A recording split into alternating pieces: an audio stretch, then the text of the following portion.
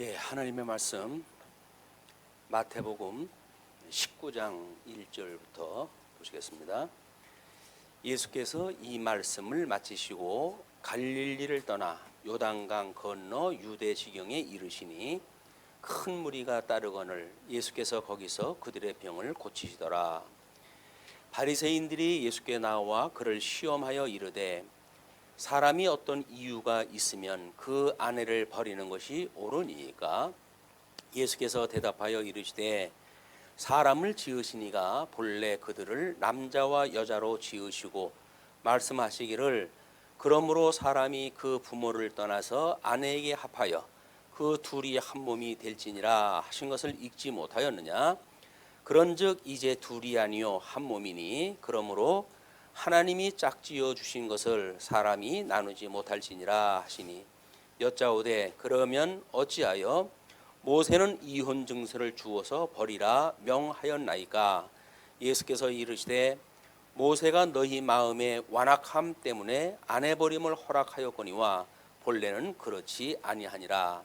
내가 너희에게 말하노니 누구든지 음행한 이유 외에 아내를 버리고 다른 데 장가 드는 자는 간음함이니라. 제자들이 이르되 만일 사람이 아내에게 이같이 할진대 장가 들지 않는 것이 좋겠나이다. 예수께서 이르시되 사람마다 이 말을 받지 못하고 오직 타고난 자라야 할지니라. 어머니의 태로부터 된 고자도 있고 사람이 만든 고자도 있고 천국을 위하여 스스로 된 고자도 있도다. 이 말을 받을 만한 자는 받을지어다. 자, 오늘 우리 19장은 하나님의 나라의 법률의 원리입니다. 그래서 이 법률의 원리가 나름대로 우리가 지난 시간에 계명에 대한 문제라든지 이런 거 연결되어져 있는 부분이기도 하고 뿐만 아니라 이제 그때 당시에 유대인들 가운데는 우리 주보에 소개되어진 대로 삼마이파라고 하는 사람들하고 힐렐파라고 하는 사람들이 있는데 성경 해석이 다릅니다.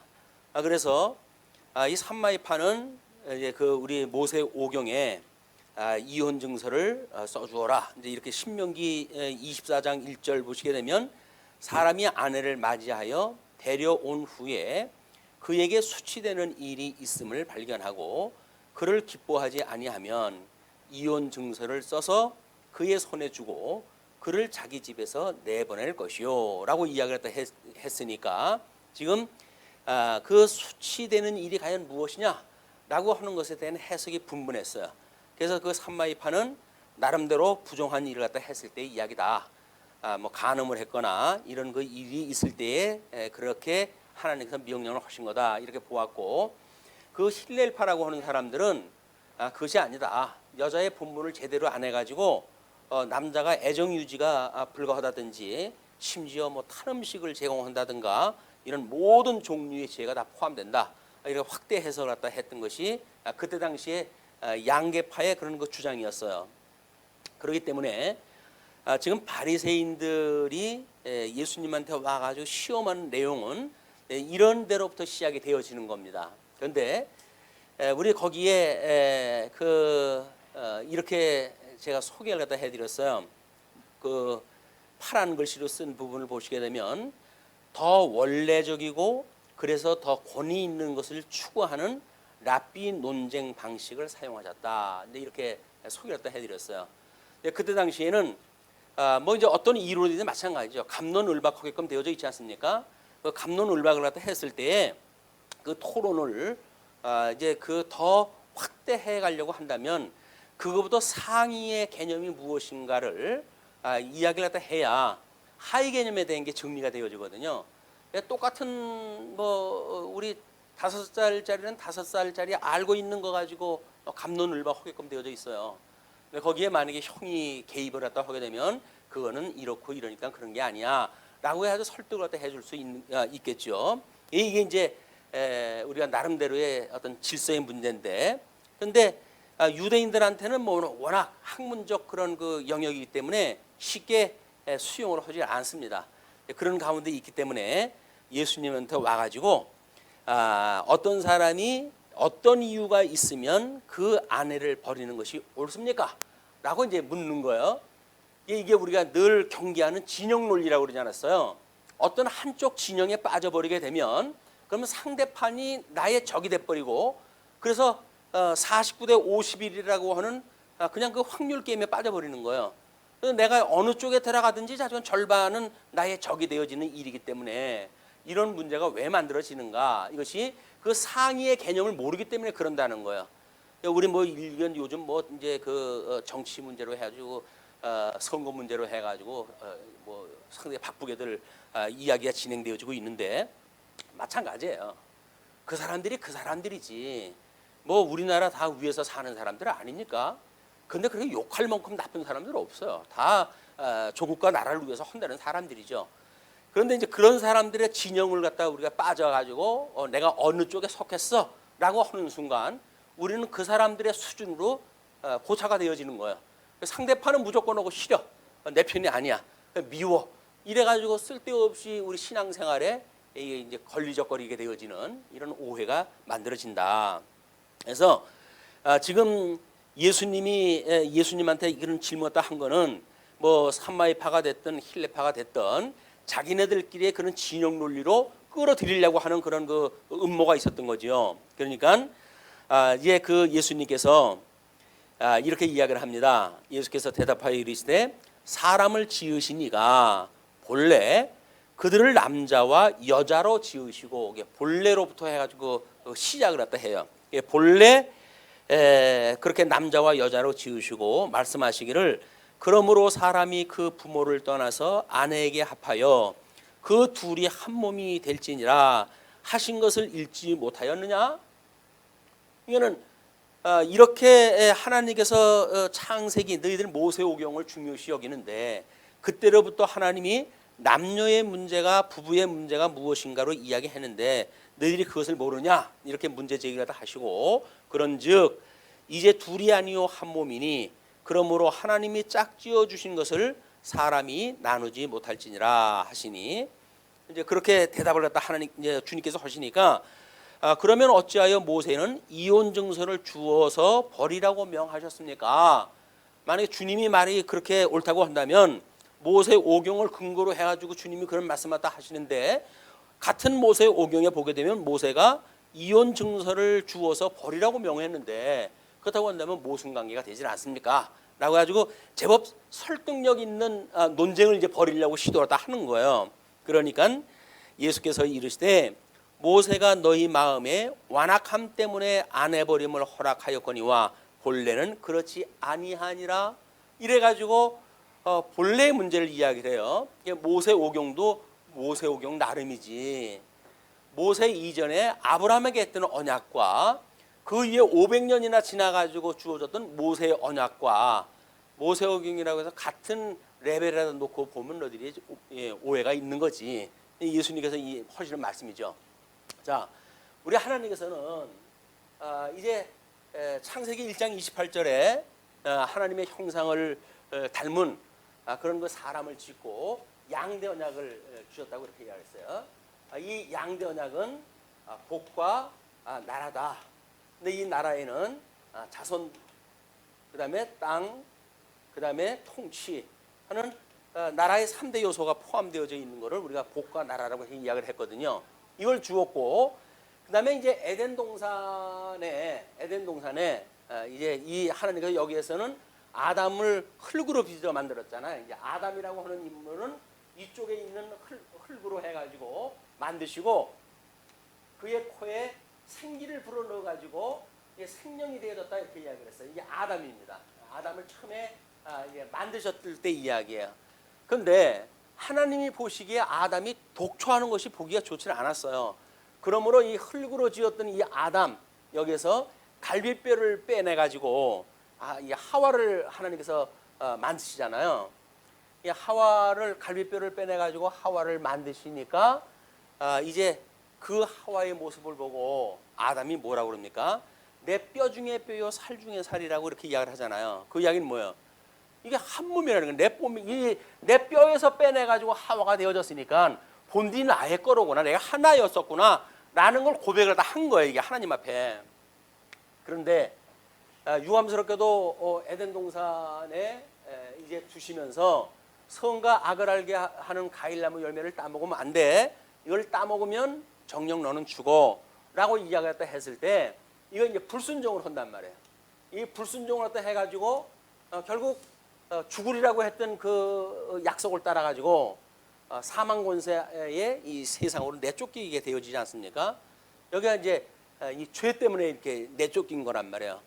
이때로부터 이제 이거를 깨닫게 하시기 위해서 하나님께서는 모세라고 하는 그 인물을 통해 가지고 율법을 주신 거예요. 그렇죠? 율법은 이들이 지금 아담 이후에 아브라함도 마찬가지지만 아담 이후에 모든 사람들이 죄 아래 있다고 하는 것을 전제로 해가지고 하나님이 좋아하시면 무엇이고 싫어하시면 무엇인가 라고 하나님의 뜻을 율법으로 해가지고 제시가 되어진 거 아니겠어요? 근데 이 사람들은 모세의 율법에 아내에게 이혼 증서를 주어가지고 내버리라고 했으니 우리들의 논리가 틀린 게 아니지 않느냐라고 이제 이야기를 하는 거 아니겠어요? 예수님께서 이거를 여기까지 끌고 올라간 거예요. 그래서 아브라함한테 되었던 사건, 모형적이기 때문에 모세에게 주어졌던 사건은 여기서 아브라함이라고 하는 그 인물에게 언약했던 이런 것만 가지고도 충분히 설명이 가능하겠죠. 그러나 이제 그 뭐 아브라함에게 이삭과 이제 그 뭐 이런 그 나름대로의 아기를 낳을 수 없는 그런 가운데 아들을 주었다고 하는 그런 그 관계, 그럼에도 아들을 낳지 못하는 그 사라를 버리지 않은 그런 관계, 이거 가지고도 부부에 대한 모든 걸 설명할 수가 있는 거죠. 근데 본래적으로 끌고 올라와야 주님께서 우리의 어떤 이런 논쟁이 벌어졌을 적에는 그 근본 목적이 무엇인가를 자꾸 끌고 올라가야 사건이 상큼하게 끝이 나는 거예요. 중간에서 거의 비슷한 어떤 그런 그 위치해 가지고 갑론을박하게 되면 이건 싸움이 끝날 수가 없어요. 그걸 이제 우리가 시비를 가린다고 이렇게 이야기하는데 뭐 잠언서에서 이야기하는 것처럼 이 시비를 우리가 없앤다는 이야기는 나무에 산의 나무가 전부 타가지고 없어지지 않는 한 시비가 그칠지 않는다는 거예요. 완전히 뭐 더 탈 것이 없어가지고 없어지면 모를까. 그 이야기는 심판 날이 가가지고 옳고 그른 거 다 끝났을 때 주님께서 그때나 가가지고 시비가 없지. 중간 가정에 살아가는 모든 인생들은 자기 좋은 대로 살아가는 사람들 아닙니까? 왕이 없으므로 자기 소견 좋은 대로 살아가는 인생들이기 때문에 자기가 제일 잘났죠. 뭐 그러니까 이게 이제 싸움이 끝이질 않는 거예요, 세상에. 그 지네들이 그런 시비에 의해 가지고 전쟁을 부리면서 하나님이 사랑이 많다고 하시는 하나님께서 왜 전쟁을 끝이질 않느냐? 어쩌니 지네들이 싸웠지. 지네들이 소견전대로 싸운 거 아니겠어요? 근데 왜 하나님이 전쟁을 갖다 끝이질 않게 하느냐는 둥, 하나님이 왜 전쟁을 나게 하셨냐는 둥, 지네들이 해놓고는 이제 이야기를 한단 말이에요, 이게. 또 그러면 아니 너희들이 해치기 하나님이 하신 거냐라고 하면 뭐라 그래요? 하나님이 절대 주권자라고 한다며. 그러면서 하나님이 절대 주권을 가지고 또 이제 이야기를 해요. 그리고 그래? 그럼 너 이걸 하지 말고 이건 하나님이 하시는 거니까 넌 그러면 여기서 그대로 그냥 순종할 때 해야 돼. 그럼 뭐래요?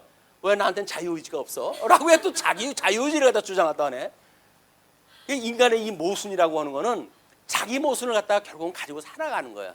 우리 어떤 논리를 갖다 보게 되면 뭐 우리 일련의 사건도 마찬가지입니다. 저쪽 우리 서울에 있는 그런 일련의 사건도 먼저 뭐 이렇게 성경을 통해 설명했던 방식들이 있잖아요. 근데 그걸 뒤집어지는 그런 그 일들이 있을 때 먼저는 이렇게 말하지 않았습니까? 라고 이야기를 하게 되면 그 먼저라고 하는 같은 시간 세계 속에서 사는 사람들은 그걸 뒤집기가 뭐 쉬울 수가 없어요. 자기 뭐 소견조대로 뒤집어 버리는데 뭐 그렇다고 그러는데 어쩔 수가 없는 거야. 해결할 방법이 없어요. 본래적으로 끌고 가지 않으면 안 된다. 그런데 사람들이 지혜가 없으니까 그냥 그 눈앞에 있는 사건만 가지고 갑론을박하다 하는 거야. 그런데 그 자기의 어떤 긴 논리가 있는 사람한테 부분적인 논리를 가지고 이 공격을 갖다 해오게 되면 그건 백전백패예요. 논리를 알고 있는 사람한테 그게 안 됩니다. 근데 그게 되겠어요? 싸움이 안 되는 거예요. 뭐가 말이 되는 것 같은데 허벽에 되면 또 지고 또 깨져가지고 또 내려오고 또 뭐가 잘못된 거야? 뭐 아주 또 의논들 갖다 해가지고 이게 아니지 않습니까? 라고 그러면 한마디 툭 던지게 되면 또 그냥 이게 깨지고 마는 거예요. 예, 본래적인 사건으로 끌고 올라가지 않기 때문에 일어나는 현상이다. 한마디로 지혜자가 없다 그 이야기예요. 지혜자가 있어야 하나님의 절대 주권적인 섭리가 무엇인지 뭐 이런 걸 중심으로 해가지고 본래적 이 언약으로부터 우리가 끌고 나가게 되면 하나님이 만사 만물을 주장하시고 언약대로 이루어 가시는 분이라면요. 그럼 그분한테 맡겨야지. 그걸 왜 자기가 뭘 갖다 한다고 그래? 라고 해가지고 본래적으로 끌고 올라가야 되는데 본래적으로 끌고는 안 올라가는 거예요. 왜? 그건 다 전제되어져 있는지는 모르겠지만 전제되어진 거에 98%는 아마 빙산처럼 전부 그냥 아래 숨어져 있는 거기 때문에 나타나지는 않습니다. 위에 나타나는 현상만 가지고 이야기를 하기 때문에 그런 문제가 해결이 안 된다. 우리들도 마찬가지예요. 이제 이런 그 일련의 사건들을 나름대로 시비거리가 있다고 한다면 분명히 그렇게 나타나는 것들에 드러나는 현상만 보고 시비를 가리는 데서부터 문제가 발생이 되어진다. 자, 이렇게 되어졌기 때문에 하나님께서 이렇게 남자와 여자를 짓고 하나님께서 그리고 내 부모를 떠나 이제 일가를 이루어라. 둘이 한 몸이 될 것이야. 라고 약속을 했기 때문에 둘은 갈라질 수가 없다는 거예요. 거기서 이제 그래서 그렇게 파란 글씨로 해가지고 써드렸죠. 이혼은 불가능한 것이고 결혼은 불가분하다. 나눌 수가 없다. 그런 거 이야기예요. 왜냐하면 이렇게 한 몸이기 때문에 갈비뼈를 빼내가지고 만들었기 때문에 이게 한 몸이기 때문에 그렇다는 거예요. 근데 이것은 물론 우리 에베소서에 오게 되면 에베소서에 오게 됐을 때 우리 사도 바울이 부부의 문제를 이야기를 하지요. 그래서 이 아내는 자기 남편에게 충성을 다하고 그리고 복종을 다 하고 그리고 남편 너는 너희 아내를 주님께서 이 교회를 사랑하는 것처럼 사랑하다 해라. 내 몸을 사랑하라. 그러면서 이 부부의 문제를 내가 이야기를 하는데 이건 단순한 부부의 문제가 아니라 예수 그리스도와 그 안에 있는 교회와의 그런 그 이야기다. 이렇게 이야기를 한단 말이에요. 우리가 이 계시에 대한 하나님의 말씀인 계시에 대한 것을 기능적으로 이해하는가 계시적으로 이해하는가에 이게 어떤 시발점을 나눠놓지 않게 되면 우리는 일 중심으로 빠져버리기 때문에 이혼은 안 된다며 라고 하는 것 쪽에 이제 빠져버리는 거예요. 그러나 이것이 이혼이 안 된다는 이야기는 주님께서 창세전에 당신 안에서 예정되어진 자라고 한다면 주님께서 그를 버리지 않는다는 이야기란 말이에요. 음부의 권세가 너희들을 공격해 온다고 할지라도 그러잖아요. 주는 그리스도시고 살아계신 하나님의 아들입니다. 라고는 신앙 고백으로 해가지고 우리 주님과 한 몸이 이루어졌다고 한다면 하나님께서 음부의 권세가 무너뜨리지 못한 교회를 세운다고 그러지 않으셨어요. 이건 무너뜨릴 수가 없는 거예요. 주님께서.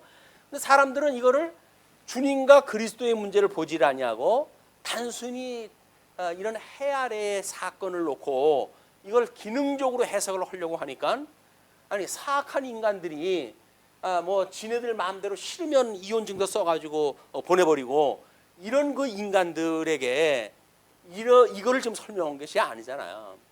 너희들은 그럴 수 없는 죄인들이야. 죄인인 거를 이혼 증서를 써내므로 해가지고 뭘 갖다 하나님께서 이제 고발을 갖다 하시는 거예요. 너는 죄인이다 그 이야기야. 이 사건을 모르고 있는 그 율법주의에 빠져버린 너희는 죄인일 뿐이야. 그걸 고발을 갖다 하시는 거야. 하나님께서 이혼 증서를 쓰라고 했던 그런 그 순간 이혼 증서를 써주는 순간 자기네는 법적으로 해가지고 합법이야 라고 이야기하는지 모르겠지요. 그러나 주님의 해석에 의할 것 같으면 너희들은 본질적으로 죄인이기 때문에 그 짓을 하고 사는 거야. 그 이야기예요.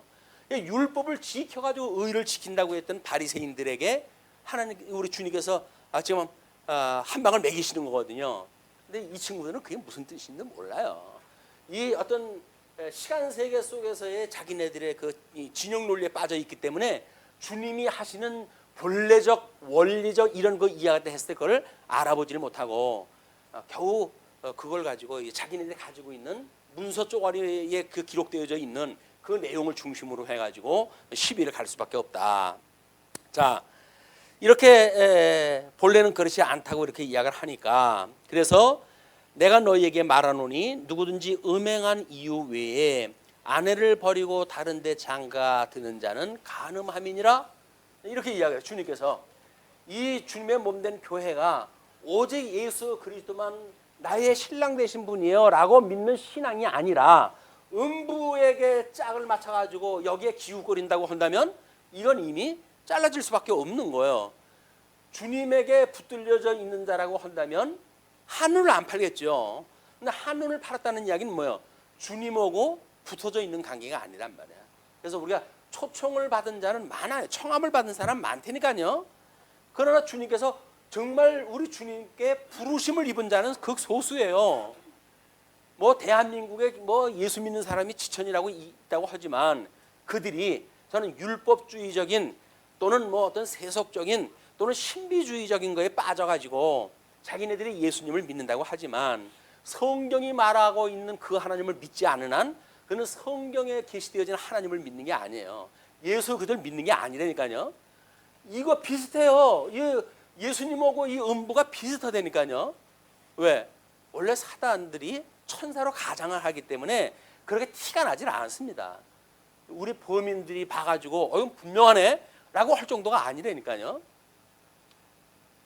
그걸 우리가 이걸 우리가 끊임없이 말씀을 묵상을 했다 하고 주님의 거를 지금 마주보는 것과 같이 그 주님에 대한 애정을 가지고 우리 훈련되지 않는 한 우리 이제 학습한다고 그러지 않았어요? 배우고 익혀가지고 우리 주님하고 마주보는 시간이 너무 많아가지고 난 주님의 숨결 소리만 들어도 내 남편인지를 알아 이런 정도가 돼야 되는데 남편이 나왔어요 라고 이야기했다 하는데 나가 누구요? 집에서 이렇게 한다고 한다면 이 사람은 뭐 감기가 걸려가지고 목소리가 바뀌지 않았으면야 왜 못 알아보겠어요?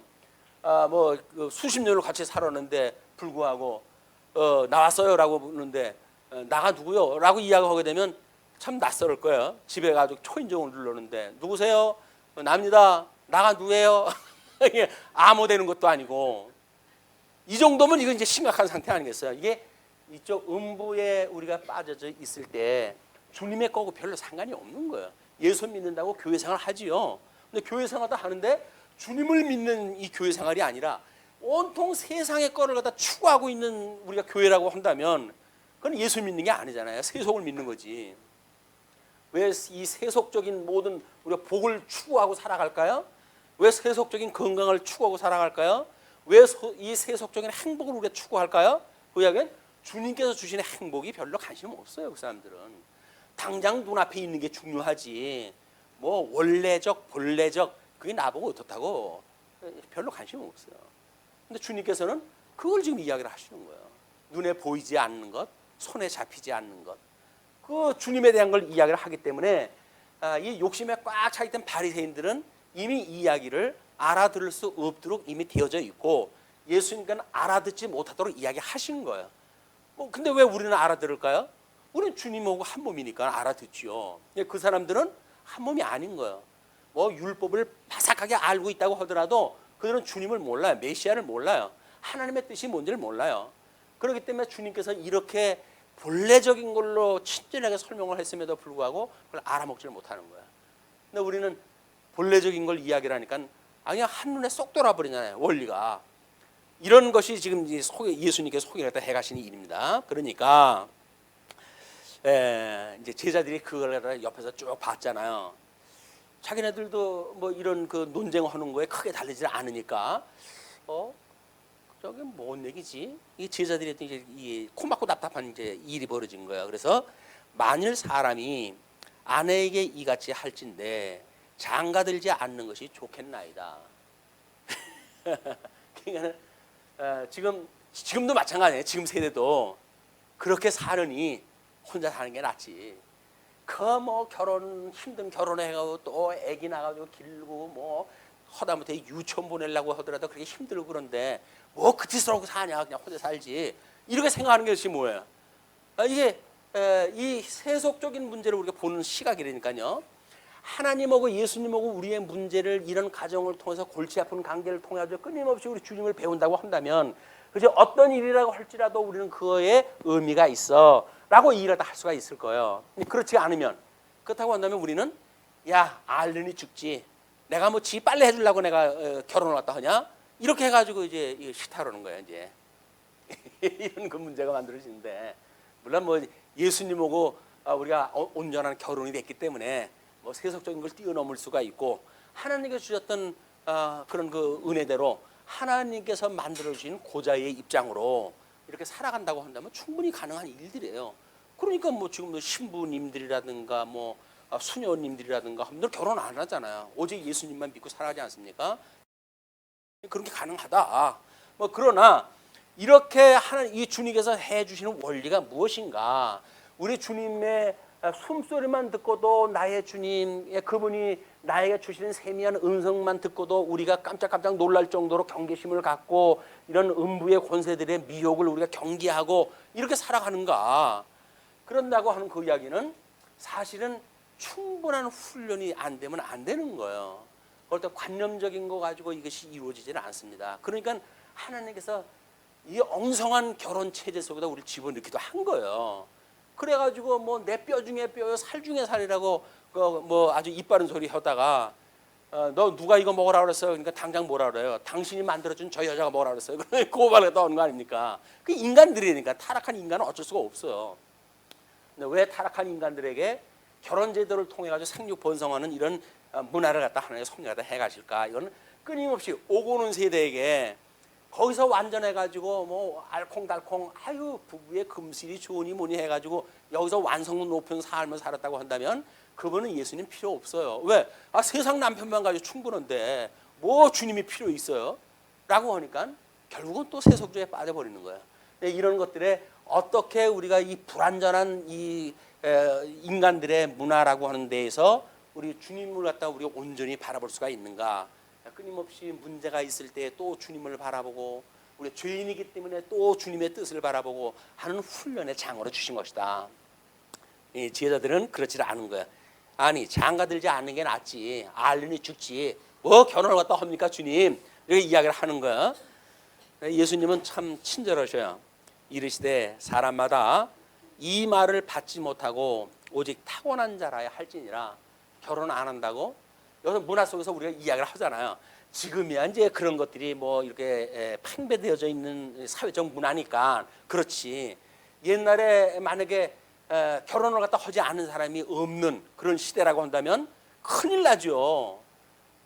그래가지고 그 남자들끼리 약속을 갖다 하잖아요. 너 우리 딸하고 당신 아들하고 결혼 맺자라고 하게 되면 두 자녀들은 얼굴도 못 보고 그냥 결혼을 다 했어요. 옛날에는. 왜? 부모님들이 짝 맞춰준 거니까. 그런 그 시대에 뭐가 싫어요 나빠요가 어디 있어요.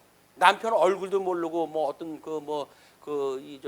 고기 잡는 어장 쪽에 시집을 갔다 온 할머니가 뭐 남편을 알고 오셨어요. 알기를 얼굴도 내 모르고 왔지.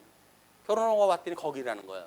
가마에서 내려놓은 걸 보니까 뭐 바닷소리, 파도소리 들리는 거기에 빠져 이거 혼자 왔으니 그러다 평생 그러고 사는 거 아니에요. 고생하면서.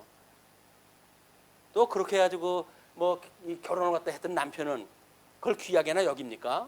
그때 풍토가 지는 뭐 완전히 바깥에서 벨질 다 하고 안에는 집 하인 부리듯 이런 그 시대에 우리들의 어머니들이 그런 시대에 살았던 거예요. 그러니까 이제 이게 정반합의 원리에 의해 가지고 그런 시대를 우리는 수용할 수가 없어. 우리는 적극적으로 여건을 신장하다 해야 돼. 이래가지고 지금은 이제 남자가 설거지 안 하면 완전히 이 남자 축에 끼지를 못하는 거예요. 이제 아기들도 돌봐야 되고. 왜 시간이 그래도 여자가 더 많다. 우리 평등하게 하자. 이렇게 해가지고 50%대까지 이제 끌어올리려고 그러는데 아직도 안 된대요. 시간이 훨씬 여자들이 많대요. 맞벌이 하는데도 불구하고 여자의 그런 이 가사 시간이 많다는 걸로 보아가지고는 왜 그런 가운데 이걸 드셨을까? 평등하라고 해준 게 아니라니까요. 불평등해야 불만이 만들어지고 불만이 있어야 우리 온전케 하신 주님을 바라볼 수 있는 기회가 있지. 아유 이 남편이 50%가 뭐야? 그냥 70% 80% 그냥 자기가 다 해준대. 그렇다고 한다면 이 남편 붙들고 살지. 뭐들어 우리 주님 붙들고 살겠어요. 이런 것들이 죄악 세상에 있는 이런 문화를 통해 가지고 하나님께서 본래적으로 어떤 걸 섭리를 갖다 하시는가 그걸 원리를 소개하시는 것이다. 근데 제자들은 뭐 이게 그러려니 결혼을 갖다 하지 않겠습니다 이야기를 하니까 주님께서 타고난 사람이 아니면 안 된다는 이야기예요. 그래서 어머니의 태로부터 된 고자도 있고 그 이야기는 뭐예요? 결혼하고 싶어도 할 수가 없죠. 또 사람이 만든 고자도 있고, 사람이 뭐 넷이라든가 황씨라든가 뭐 이런 사람들은 다 그런 거 아니겠어요? 그런 사람도 있고, 천국을 위하여 스스로 된 고자도 있다. 물론 예수님은 이 땅에 오셔가지고 결혼을 다 안 하셨어요. 그분은 천국을 위해 가지고 스스로 결혼을 포기하신 분 아닙니까? 그랬더니 뭐 마리아하고 결혼을 갖다 했다나 뭐 그 아래 자녀들이 지금도 유럽 어디엔가 살고 있다나 해가지고 소설들을 써가지고 돈벌이를 갖다 하는 이 눈먼 장님들이 또 있어요. 또 어떻게 했어요? 다 그렇게 다 먹고 사는 거지. 예수님 팔아먹고 살고 다 그러고 사는 거 아니겠습니까? 이런 것이 이런 성경을 통해서 본래적 원리를 모르게 되면 그럼 논리에 빠지는 거예요. 아니야, 어느 때 책에 봤더니 결혼했대 라고 이야기를 한단 말이에요. 성경이 그런 게 아니야. 왜 성경은 사실이고 그 사람이 쓴 소설은 사실이 아니라 그래? 이렇게 이야기가 되어져 버리는 거예요. 이제 이 절대적인 진리를 상대적인 걸로 하고 싸움을 붙여놓는 이런 아주 음부권세의 아주 묘한 장난거리가 거기 이제 있게 되어지는 겁니다. 근데 물론 이제 예수님 이후에 사도 바울 같은 경우도 결혼을 포기하고 이 복음 사역을 갖다 감당을 하지요. 그러나 베드로나 이런 사람들은 또 결혼을 갖다 해가지고 더불어서 주님의 일을 다 하신단 말이에요. 이런 것이 있기 때문에 지금 그 이야기를 다 하는 겁니다. 자, 이렇게 결혼 문제를 이야기를 다 했어요. 이제 결혼 문제를 갖다 했는데, 자, 여기서 이 부부가 에덴 동산을 잘 먹고 잘 살았으면 얼마나 좋겠습니까? 그러나 이 하와가 남편을 갖다 꼬이는 바람에 할 수 없이 내쫓겼잖아요. 내쫓겼는데 그때 사람들이 예수께서 안수하고 기도해 주심을 바라고 어린아이들을 데리고 오매 제자들이 꾸짖거늘 예수께서 이르시되 어린아이들을 용납하고 내게 오는 것을 금하지 말라. 천국이 이런 사람의 것이니라 하시고 그들에게 안수하시고 거기를 떠나시니라. 먼저도 한번 이 사건이 소개되어진 적이 있죠. 그런데 그 이야기가 결국은 우리 주님이 아버지께로부터, 이제 이거 우리 아버지 성부 하나님께로부터 우리 주님이 오신 거 아니에요. 그래가지고 이분이 이제 아담이에요. 이게 아담. 그리고 둘째 하와야, 하와. 그래서 두 몸이 한 몸을 이룰지라. 부모를 떠나가지고 결혼을 갖다 해서 이 아내와 연합해가지고 한 몸이 되어진다는 거거든요. 근데 이분 이렇게 해가지고 한 몸이 되어지는 거예요. 이것이 예수님을 지휘하는 주님의 몸된 교회의 모습이다. 한 몸이 되어졌다 그러면 나눠질 수가 없는 거 아니에요. 주님을 믿는 우리들이 나눠질 수가 없다. 근데 이런 개념이 아버지 앞에서 아버지께 예수 성자 우리 하나님이 아버지로부터 나와서 또 그의 아내들과 연합하여 한 몸을 이룰지라 이렇게 되어진 거예요. 그렇게 되어졌기 때문에 이렇게 되어져 가지고 여기서 이제 아기들을 낳잖아요. 아기들을 이제 출생을 해가지고 생육 번성하게 되어진단 말이야. 자손에 대한 언약을 생육 번성하게 한다고 그랬어요. 생육 번성. 자, 생육 번성하게 되어지는데 요즘 사회적인 문제로 심각한 문제가 만들어지죠. 가정 폭력이라든지 하는 걸로 해가지고 그냥 아이들을 그렇게 뭐 죽이고 그냥 뭐 심지어 뭐 백골 상태로 낳고 이런 그 일들이 끔찍한 거예요. 끔찍한 문제들이 일어나고 있어요. 생육 번성이라고 하는 그런 그 이야기는 아기가 출생되어진다고 한다면 보호를 받아야 될 그런 아주 연약하게 짝이 없는 그 상대 아닙니까?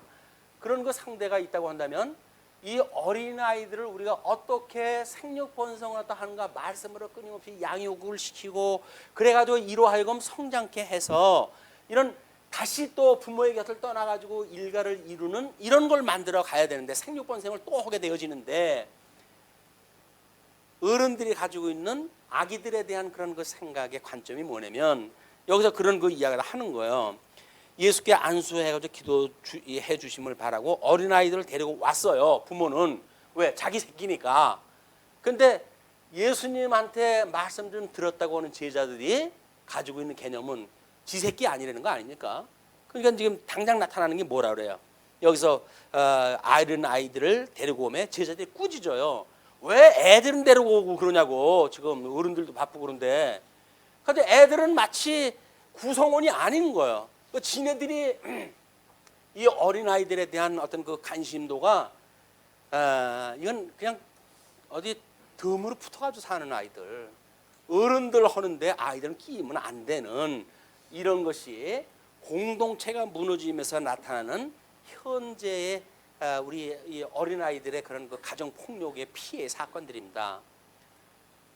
어른들이 자기가 뭐 화가 나면 아이를 갖다 쥐잡고 잡는 거예요. 부부싸움 하면 자기네들끼리 부부싸움을 때 했지. 왜 아기들을 가지고 복가대기를. 근데 우리는 어떻게 상대방한테는 힘이 약해가지고 대적을 할 수가 없으니까 당장 힘없는 아이한테 그게 돌아가는 거예요. 그래가지고 뭐 그 다리가 뭐 말다리처럼 됐다고 그래서 얼마나 해가지고 시뻘겋게 멍이 들었으면 그렇게 되어졌겠어요. 끔찍한 사건이 난다.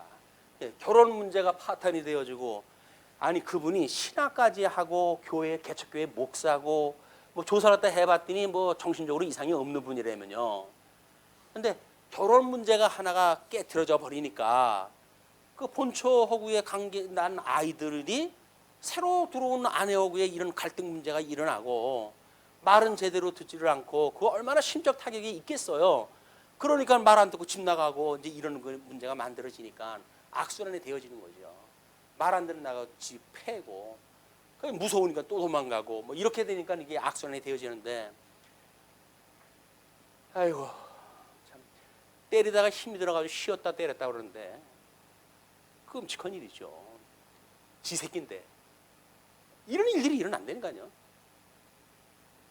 생육번성하라고 하는 그런 그 문제가 뭔지 모르는 거예요. 우리가 교회에서도 마찬가지죠. 왜 교회 학교에 우리가 관심을 갖다 갖지 않습니까? 걔네들이 뭐 뭘 합니까? 뭘 합니까? 걔네들한테 그 생산적 가치가 있어요, 여기에. 그러니까 그냥 시설만 들어가고 사람들을 뭐 힘만 들지 도움이 하나도 안 되는 것 같으니까 우리끼리 알콩달콩 하면 됐지. 그 애들 끼워가지고 그렇게 불편하게 만드냐. 오늘 오래간만에 미취학 아동이 우리 교회를 방문을 했어요. 이게 하나님께서 생육번성하라고 하는 이런 은혜를 깨닫게 하시기 위한 시청각적 교육이라고 보여집니다. 우리 아이들이 오는 건 제자들 뭐 주님한테 말씀 듣고 뭐 사랑의 원리를 깨닫고 주는 그리스도시고 살아계신 하나님의 아들입니다라고 신앙 고백을 했던 그 제자들이 아이들은 가라. 그런 약장서들이나 하는 거예요. 이 세속주의에서 약장서들이나 약사지는 않잖아요. 걔네들은 재미난 거 구경만 하지. 어른들이 와도 구경을 갖다 해야 주머니라도 빼낼 텐데 아이들이 와가지고 전부 진치고 있으니까 어른들이 끼어있지를 못하는 거야. 아이들은 가라. 그럼 내쫓는 거예요. 그 옛날 약장서들이 하던 일입니다. 별로 경제적 가치가 없는 아이들을 들여놓지 않는. 근데 예수님께서 어떻게 이야기를 하죠? 그걸 예수께서 이르시되 어린아이들을 용납하고 내게 오는 것을 금하지 말라.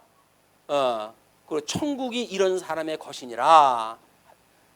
이 자손의 백성들은 우리 전번에 했을 적에는 우리 예수님이 어린 양 권세를 가지고 오신 분이라고 그랬어요. 이 어린 양 권세가 오셨고, 그리고 가나안 땅에 들어가는 백성들은 광야에서 세대 교체되어진 사람들이 들어가는 것이다. 그래서 이 하나님 나라의 백성이라고 하는 지금 이 자손 언약에 대한 우리 하나님께 주셨던 이 법에 대한 원리가 무엇인가? 지금 우리가 제목이 뭐예요? 하나님의 나라의 법률 원리 아닙니까? 그러니까 자손에 대한 법률 원리를 원격적으로 지금 소개를 해주겠다 그 이야기예요. 이거를 다른 원리로 설명을 하게 되면 어린아이가 오는 거를 먼저 했던 어떤 인륜적인 도덕법적인 이런 차원의 설명이 되어지겠죠. 그러나 이거는 자손 언약을 주님께서 어떻게 이루어 가시는가에 대한 법률을 지금 이야기하시는 거란 말이에요. 하나님 나라의 법률을 이야기하고 계신 거다. 네, 그건 간단하게 해가지고 그들에게 안수하시고 그들을 떠나셨어요. 그런데 어떤 사람이 주께 와서 이르되 선생님이요, 내가 무슨 선한 일을 하여야 영생을 얻으리까? 그래서 여기에 영생, 이런 그 영생에 대한 문제를 끌고 왔어요. 이 영생, 영원한 생명을 얻는 것, 구원을 얻는 것. 이 어린아이가 보존되듯이 내가 성장했다 해가지고 온전한 이게 어른으로 해가지고 살아갈 수 있습니까? 라고 하는 거나 마찬가지죠. 영생을 얻습니까? 라고 이야기를 하니까 예수께서 이르시되 어찌하여 선한 일을 내게 묻느냐? 선한 이는 오직 한 분이시니라. 내가 생명에 들어가려면 계명들을 지키라. 아니 모세오경 그렇게 잘한다며 지네들. 그게 하나님의 거기에 전부 여기서 이야기한 것이 뭐예요? 이 율법이 전부 길에 대한 이야기예요. 도에 대한 이야기예요. 하나님 나라에 가는 길이었어요. 천상의 모습을 그대로 모습으로 해가지고 성막을 지어놨고 그 제사 드리는 모든 행위가 바로 어떻게 하나님 나라에 가는 길인지를 소개를 갖다 했단 말이에요. 왜? 이것이 예수 그리스도에 대한 예표적인 사건들이니까 모든 율법은 오실 예수님에 대한 예표적인 사건으로 소개가 되어진 거야. 제사를 드릴 때는 이렇게 드리고 성막의 원리는 이렇고라고 하는 것이 전부 도에 대한 이야기를 다 했는데 예수님한테 와도 느닷없이 영생을 얻는 길이 뭡니까? 라고 물어보니까 야 그걸 왜 나한테 묻냐? 너희들 잘 아는 율법에 다 기록되어져 있는데 그런 그 이야기죠. 자 그런데 그 계명들을 지키라 이르되 어느 계명이 오니까 뭐 걔네들은 이제 이 뭐 안식일 계명받아 수백 개로 나눠놓은 사람들 아니에요. 계명을 갖다 묻는 거야. 어떤 계명을 지키란 말입니까? 라고 이야기를 하니까 예수께서 이르시되 그래가지고 십계명의 대인 계명에 대한 이야기를 해주시는 거예요. 대인 계명. 지네들이 뭐 하나님 잘 믿는다니까 대신 계명 일단 생략하고 대인 계명에 대한 거를 이야기했다 하시는데 뭐라고 그럽니까? 그 살인하지 말라, 간음하지 말라. 이것이 자손 언약에 대한 생육 번성하게 하기 위해서 주셨던 거라 그랬어요. 살인, 간음 이걸 하지 마라. 이게 우리 주보에 소개되어져 있는 대로 십계명에 대한 그런 그 이야기를 하지 않았어요. 우리 제5계명으로 해가지고 부모에 대한 통치의 그 계명이라고 한다면 6계명, 7계명으로 해가지고 살인 간음하지 마라. 살인이라고 하는 건 뭐 힘없는 사람 죽이는 일일 테고 간음이라고 하는 건 힘없는 아내 내쫓는 일일 테고 이렇게 해가지고 생육 번성할 수가 없어요. 생육 번성을 또 하려고 한다면 하나님 예수 그리스도로 보여줬던 이 율법에 의해서 살인하고 간음하면 안 되는 거야 라고 이야기했어요. 자 그리고 도둑질하지 마라, 거짓 증인하지 마라. 이제 우리 경제적인 문제라 그랬어요. 경제 영역에 대한 이야기, 땅 언약에 대한 그 이야기니까 이제 농경 사회에서 땅을 얼마나 차지하는가가 자기네들의 이 부에 대한 문제 아니겠어요? 그러니까 여기서 도둑질하지 마라, 도둑질하지 마라. 그다음에 거짓 증언하지 마라, 위증하지 마라. 그다음에 이렇게 이야기를 했어요. 결국 이건 이렇게 하는 것은 결국 하나님께서 모든 게 주셨다는 거 아닙니까? 하나님께서 이미 양대 언약을 주셨기 때문에 이 나라에 대한 백성들이 하나님과 우리가 연합해가지고 예수님과 연합해가지고 하나님의 안식에 들어가려고 한다면 그 이야기에 복 있는 자리에 들어가는 사람들, 하나님 나라에 들어갈 사람들은 이렇게 하는 것이다 그 이야기예요. 우리가 십계명에 이걸 안식에 대한 개념으로 이야기했죠. 그 다음에 이거를 자선언약, 땅언약, 통치언약으로 이야기했어요. 이렇게 하지 말라는 거예요. 이제 이 도적질을 하지 말고 위증을 하지 말라는 거예요. 그런 뒤에 내 부모를 여기서 이걸 우리가 정치 영역이라고 얘기했습니다. 그래서 내 부모를 효도를 갖다 해라, 공경하라. 내 이웃을 내 자신과 같이 사랑하라 하는 것이다. 이런 것들 전부 해가지고 뭐예요? 이웃사랑이라고 그랬어요. 이웃사랑. 이웃사랑이기 때문에 이거를 대인계명이라고 이야기를 한 거예요. 대신계명, 하나님 사랑과 이웃사랑 이렇게 나눠주는데 지금 이야기한 것은 이웃사랑에 대한 걸 총칭적으로 설명하다 하면서 이와 같이 사랑하라 하신 것이니라 이야기를 하셨어요. 자, 그러니까 그 청년이 이르되 20절 그 청년이 이르되 이 모든 것을 내가 지키었사온데 아직도 무엇이 부족하니까 근데 이게 율법주의자들의 착각인 거예요. 율법주의자들의 착각은 자기네들이 율법을 온전히 지키고 있다고 믿는 거지요. 그런데 이 율법이라고 하는 주님께서 너희들이 죄인이기 때문에 이걸 깨달으라고 주신 거야 이렇게 이야기를 했잖아요. 그냥 여기서 율법을 지켰다라고 한다면 그 사람은 이미 지킨 게 못 되지요. 율법을 지키려고 보니까 저는 죄인이었군요 라고 이것이 깨달아져야 하나님의 기름 부음 받은 자를 우리가 대망하고 그러지. 여기서 자기가 다 지켰는데 뭘 그걸 구해요? 그러니까는 예수님께서 이제 그렇게 부족합니까? 그러니까 예수님께서 내가 온전하고자 할진대 가서 내 소유를 팔아 가난한 자들에게 주라. 그리하면 하늘의 보화가 내게 있으리라. 그리고 와서 나를 따르라 하시니. 아니 부자 청년 아니에요 여기서. 아주 이 부자 청년이에요. 그런데 주님한테 내가 다 이뤘습니다라고 이야기했다 했더니 아니 도덕질만 안 하고 위증만 안 했으면 됐지. 주님께서 하시는 게 뭐예요? 내 모든 소유를 다 팔아가지고 가난한 자에게 주라는 거예요. 그럼 무슨 얘기예요 이게? 아니 여기서 그렇게 할 사람이 어디 있어요 주님? 그리고 내가 뭐 돈이나 없는 사람이라고 한다면 뭐 어차피 뭐 몇 푼 가지고 있으나 없으나 마찬가지니까 줄 수 있을지 모르겠지만 그런데 내가 가진 게 얼마인데 이걸 어떻게 다른 사람을 다 줍니까? 있을 수 없는 일을 갖다 이제 예수님께서 하신 거예요. 왜? 원래적 본래적 설명하다 하신 거니까. 이 재물이라고 하는 통치 언약에 대한 것이 무엇인지 하나님께서 이미 복으로 또 이 나라를 주셨기 때문에 복으로 주신 하나님이 이루신다는 거 아닙니까? 근데 이 부자 청년은 자기가 가지고 있는 재물을 가지고 자기가 뭘 한다고 생각을 한 거예요. 하나님께로부터 이게 받은 것이 아니라니까요. 지가 잘나가지고 이걸 가졌다는 거야.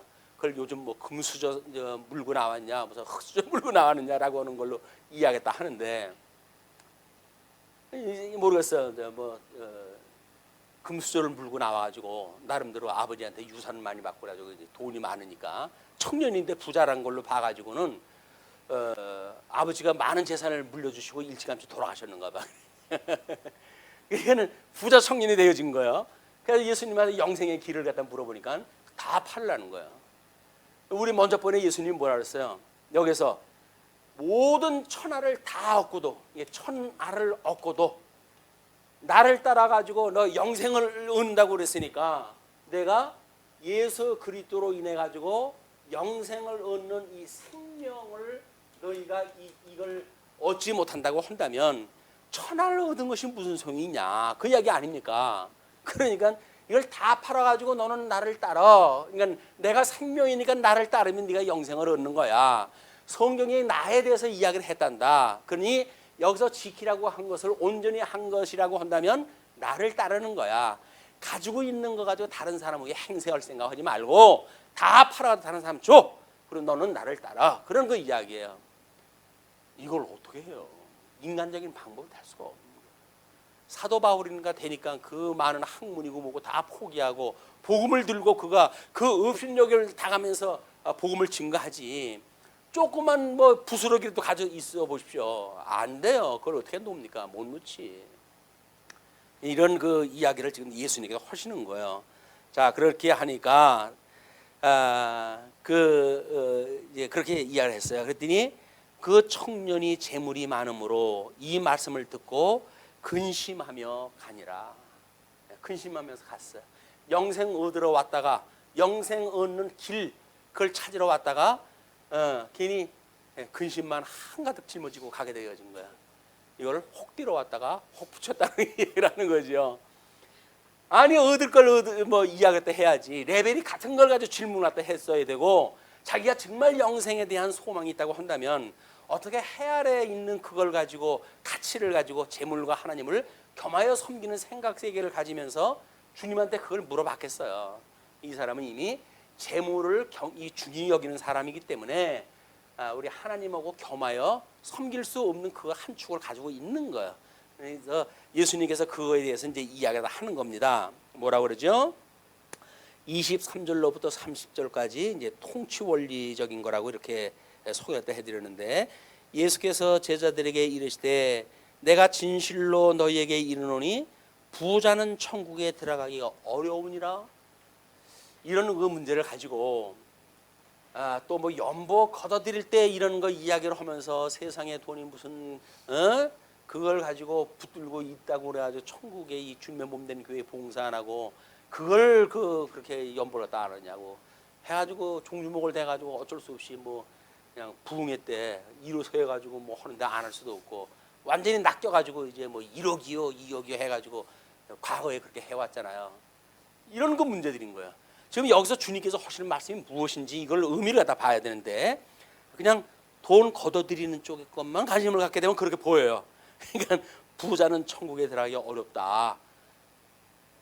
부자가 천국에 들어가기 어렵다는 이야기는 뭐예요? 천하를 얻는 것을 절대 가치로 알고 있는 그 부자가 영생을 얻는 하나님 나라의 백성이 되기 어렵다는 이야기지, 여기서 돈만이 있기 때문에 천국 못 들어간다는 얘기가 아니잖아요. 근데 그렇게 갖다 붙이면 또 그렇게 보여요. 이게 성경이 어떻게 되어진 건지. 코에 걸면 코걸이처럼 보이고 귀에 걸면 귀걸이처럼 보이고. 그래서 어떤 사람이 중심을 가지고 어떤 그 하나의 논리 체계를 가지고 설명하는가, 이걸 관심이 없게 본다고 하면 그때그때 달라되니까요. 그때그때 다른 걸 듣고 어떨 적에는 또 뭐 호호하다가 어떨 적에는 또 기가 죽고 이렇게 되어지는 거예요. 이게 주님의 말씀은 생명의 말씀이기 때문에 우리한테 영원한 소망을 갖게 하시지 절망을 느끼게 하지는 않습니다. 가지고 있는 거 포기하면 포기하지, 이 생명의 길을 내가 어떻게 이걸 버립니까? 라고 하는 담대한 믿음을 갖다 주시지, 이것 때문에 근심하고 그러지는 않는단 말이에요. 근데 이제 이런 그 말을 마치 그런 같은 해 아래 차원에서 이야기를 해버리니까 모순관계가 만들어지는 거예요. 예수님께서는 신령한 세계와 이 혈육적 세계, 세속적인 세계를 나눠가지고 좀 이야기를 하는 거예요, 이게. 그런데 이거를 같은 차원에서 보니까 풀리질 않은 겁니다. 그래서 이 내재와 초월이라고 하는 그것이 하나의 세계관으로 만들어지질 않으면 해 아래 시간과 공간과 형상이라고 하는 제한을 받고 살아가는 우리들인데, 거기에서 어떤 논리를 따를 거야? 많은 사람의 논리를 따를 겁니까? 적은 사람의 논리를 따를 겁니까? 안 돼요. 그걸로 구분이 안 돼요. 그래서 이 내재에 대한 세계는 초월이라고 하는 영원한 세계에 대한 하나님의 나라에 대한 소망과 또 그거에 대한 기쁨과 우리들의 보람과 이런 걸 가지고 있고는 이게 해석이 안 되는 거예요, 이게. 자, 그래서 이제 예수님께서 그렇게 이야기를 하니까 다시 너에게 말하노니 낙타가 바늘기로 들어가는 것이 부자가 하나님의 나라에 들어가는 것보다 쉬우니라 하시니, 그 이야기는 뭐예요? 들어갈 수 없다는 이야기예요. 그걸 가지고 뭐 낙타가 바늘길은 들어갔다는 얘기냐? 그럼 이렇게 해가지고 뭐 예루살렘 성에 어떤 분이 낙타라고 하는 이름을 가졌고 거기는 낙타에서 내려가지고 기어가지고밖에 들어갈 수가 없다는 둥 해가지고 억지로 이 문장을 맞추려고 하면은 주님께서 하신 말씀을 갖다 해석을 제대로 못하는 거라니까요. 그 왜 그런 해석을 갖다 해요? 주님께서는 못 들어간다는 이야기예요. 낙타가 바늘길 못 들어가는 거 아닙니까? 근데 그것보다 더 어렵다는 이야기는 절대적으로 불가능하다는 거예요. 어떤 사람이 이렇게 근심하고 떠나는 그 부자가 누구예요? 예수님 오셨을 때 모든 유대인들이에요. 자기네들이 가지고 있는 걸로 해가지고 모든 만족을 느끼고 살아가는 유대인들이 이들의 방법을 가지고는 하나님 나라에 들어갈 수 없다는 거예요. 오직 나만, 아버지께로 온 나만, 내가 하나님과 동등됨을 취하지 아니고 사람의 모습을 입고 가장 가난한 모습으로 이 땅에 오셨던 그 예수님만이 일을 다 하신다. 그런 복음을 지금 증거하는 거란 말이에요. 근데 거기다 뭐 부자는 못 들어가니까 연볼 갖다 허라는 동, 그러면 안 되죠. 우리 선수들끼리 그러면 안 돼요. 그래서 어지간한 사람을 다 압니다. 그 목사가 지금 무슨 얘기를 하는지. 근데 선수들끼리 그거 보면 몰라요? 오히려 세상에서 그 사람들이 일주일 내내 이 경제 활동을 하던 사람들인데 목사보다 더 훨씬 상위의 이 경제 원리를 가지고 있죠. 그분들한테 얄팍한 수 써가지고 돈 내라고 그러면 그 사람들 내겠어요? 목사가 거하면 그 사람 띄워요. 목사가 뛴다고요? 날르지 그 사람들은. 거기다 쇼하면 안 돼요. 선수들끼리 왜 그럽니까? 정말 우리 이거 치사하게. 자, 그러면서 제자들이 듣고 몹시 놀라 이르되, 그렇다면 누가 구원을 얻을 수 있습니까? 아니, 낙타도 못 들어가는 그런 거를 뭐 부자는 더 못한다고요? 그럼 도대체 누가 들어갑니까? 여전히 이 제자들이 이렇게 리액션을 갖다 해줘야 예수님이 다음 질문을 할 게 있죠. 또 우리들도 나름대로 소망이 있잖아요. 예수님한테 3년 동안을 배웠던 제자들도 우리 주님께서 알려주지 않으면 헛거야. 우리가 모르는 건 뭐 당연한 거야. 주님하고 뭐 3년 동안 그렇게 동고숙하는 사람들도 모르는데, 우리야 뭐 일주일 만에 와가지고 성경 공부하고 그런 우리들이 어떻게 알겠냐. 그러니까 우리는 그래서 소망이 있어. 이래가지고 스스로 위로가 될 수 있는지도 몰라요. 제자들이 아주 리액션을 잘해줘요. 아니, 그렇다고 한다면 누가 들어간단 말입니까? 이렇게 이야기를 해요. 이에 베드로가 대답하여 이르되, 조금 이제 술을 갖다 이제 돌려요. 뭐라 그럽니까? 보소서, 우리가 모든 것을 버리고 주를 따라 싸운데 그런즉 우리가 무엇을 얻으리까? 자기는 배도 버리고 다 버렸잖아요. 이제 부모도 버리고 그리고 예수님을 따라왔으니까. 부자들한테는 지금 재산을 팔아가지고 다 하고 날 따르라고 그러는데 뭐 베드로는 자기 가지고 있는 배 뭐 팔고 뭐 판 건지 어떻게인지 나중에 부활할 때 다시 간 거 보니까 판 것도 아니야. 그냥 남겨놓고 왔던 것 같아. 그러니까 나중에 부활할 때 거기 다시 가죠. 이래가지고 이야기를 한 거야. 뭐라 그래요? 예수께서 이르시되 내가 진실로 너희에게 이르노니 세상이 새롭게 되어진다는 이야기는 예수 그리스도로 말미암아 신령한 주님의 몸된 교회가 시작되어졌을 때 인자가 자기의 영광의 보좌에 앉을 때에 나를 따르는 너희도 12보좌에 앉아 이스라엘 12지파를 심판하리라. 우리 주님께서 이제 하늘에 오르사 이게 승천하시고 그죠? 하늘에 오르사 하나님 보좌 우편에 앉아 계시다가 거기로부터 산 자와 죽은 자를 심판으로 오신다 그랬잖아요. 심판으로 오시리라. 이걸 재판으로 오신단 말이에요. 심판으로 오시니까 이 재림하시는 날 이 영광의 그런 그 천상의 나팔 소리와 함께 심판하러 오실 때 그런 그 이야기죠. 그때 이 12명의 제자들이니까 이 12명의 제자들이 완전히 예수님의 왕이 되시고 분봉왕이 돼가지고 이 심판에 참여하겠다 그 이야기예요. 이제 그건 자세한 건 요한계시록 공부할 때 공부하기로 하시고 12보좌에 앉아 이스라엘 12지파를 심판하리라. 또 내 이름을 위하여 집이나 형제나 자매나 부모나 자식이나 전토를 벌인 자마다 여러 배를 받고 또 영생을 상속하리라. 그 이야기는 이쪽에 있는 그것이 목적이 아니고 하나님 나라의 우리가 이쪽에 우리가 이걸 목적적 가치라고 이야기를 했잖아요. 인간의 본분이 무엇이냐? 하나님을 경외하는 것이 인생의 본분이라고 했으니까 이 목적적 가치를 우리가 주님께서 나름대로 천하의 무언가도 주었어요. 우리한테 이런 천하에 있는 모든 것들을 우리가 수단적 가치로 이걸 여겨야지 이것을 수단적 가치가 아니라 이것이 목적적 가치라고 여겨가지고 하나님 기뻐하시는 뜻을 따라 살아가지 않고 이거를 취하려고 살아가게 되면 그는 구원받을 수가 없단 말이에요. 그래서 우리에게 주어지는 모든 것들은 다만 수단적으로 가치가 있을 뿐이다. 이런 걸 가지고 우리는 우리 하나님을 영원부흥토록 찬송을 갖다 하고 경외를 갖다 할 수 있는 이런 방법을 가르쳐 주시기 위해서 주신 거예요. 물론 율법도 이 죄 아래에 있는 사람들에게 너희는 죄인이야. 내 은혜가 아니면 너희는 어쩔 수가 없어 라고 하는 것을 깨닫게 하시기 위해서 주신 것처럼 우리에게 주신 모든 것들도 여전히 하나님을 배우기 위한 학습의 도구로 주어진 것이다. 그러니까 그 주님을 우리가 배우고 깨닫는 데 관심이 있어야지 엉뚱한 걸 내가 많이 갖느냐 적게 갖는 거에 관심이 없다. 그건 뭐 어차피 한 몸 우리 누일 곳이 아니에요. 나중에 우리 눈 감으면 어디로 들어가요? 그냥 관짝 똑같아요. 뭐 단신이라고 해도 짧은 관짝 쓰고 뭐 장신이라도 긴 관짝 쓰지는 않습니다. 크고 작고 다 기성품이 돼서 구경이 똑같다니까요. 그냥 거기로 우리 들어가는 거예요. 물론 뭐 두꺼운 것도 있고 어떤 거는 뭐 그런 것도 있죠. 얇은 것도 있고 싼 것도 있고 비싼 것도 있고. 그러나 땅 차지하고 들어가는 건 똑같다. 여기에 가지고 있는 거에 우리 너무 연연하지 말고 이거로부터 자유롭게 우리 해준다고 그러는데 미혹의 영이 끊임없이 이걸 가지고 우리가 흔들어대면 육신의 정욕, 안목의 정욕, 이생의 자랑 이런 거 가지고 휘둘리고 살 것이 아니라 음부의 권세가 무드러뜨리지 못하는 교회를 세우신다고 그랬고 우리 주님께서 짝 맞춰준 이 주님의 몸된 교회 우리 주님께서 버리지 않는다고 약속을 했다 했으니 이 주님을 믿는 믿음을 가지고 우리가 기쁘고 즐거운 항상 기뻐하고 범사에 감사하고 쉬지 않고 기도하는 그래서 이것이 예수 그리스도 안에서 너희를 향하시는 하나님의 뜻이니라 그러지 않습니까? 행복하게 살라는 거예요. 여기서 행복하게 그게 뭐예요? 이 안식에 참여가 되어지는 거란 말이에요. 안식에 참여가 되어지게 되면 그냥 행복하게 사는 거예요. 주님 안에서 주 안에 있는 나에게 딴 근심이 있으랴. 찬송 부를 때는 우리가 그렇게 부르잖아요. 근데 뭔 근심이 그렇게 많아요. 우리가 주님을 갖다 잊어버리고 그냥 우리 주님을 따라가서 정말 우리가 주 안에 있는 나에게 딴 근심이 있으랴라고 하는 찬송을 부르고 담대한 믿음 생활을 하는 또 한 주간이 되어졌으면 좋겠습니다. 자 그러면서 30절 그러나 먼저 된 자로서 나중되고 나중된 자로서 먼저 될 자가 많으니라. 그래서 유대인들에게는 하나님께서 이 율법을 주셨잖아요.